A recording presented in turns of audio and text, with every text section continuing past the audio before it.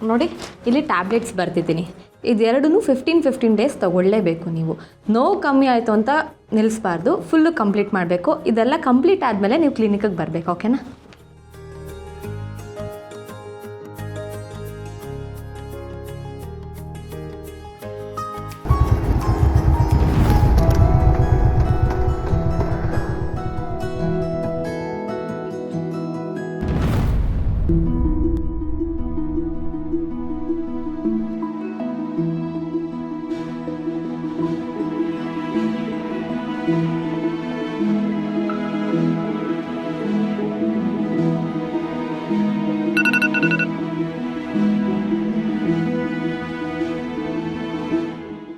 Time ಕರೆಕ್ಟಾಗಿ ಮಾತ್ರೆ ತಗೊಳ್ಳಿ ಲೈಟ್ ಹೌಸ್.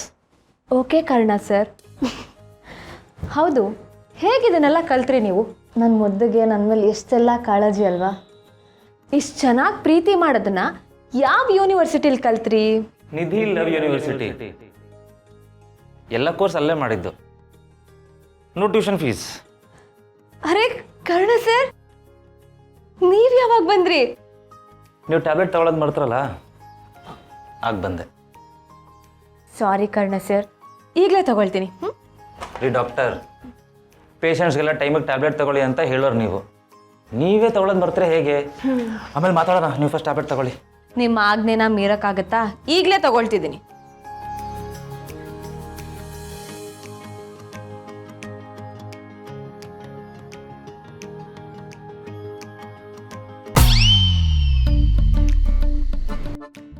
ಕೃಷ್ಣ, ನಾನು ಇನ್ನೂ ಎಷ್ಟು ದಿನ ಅಂತ ಇದೇ ರೀತಿ ಕನ್ಸು ಕಾಣ್ಲಿ?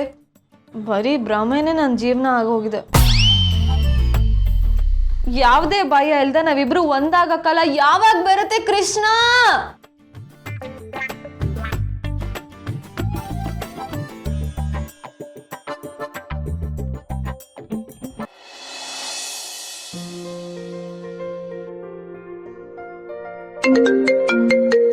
ಹಲೋ, ಹಾಯ್ ಶಾಂತಿ, ಹೇಳು.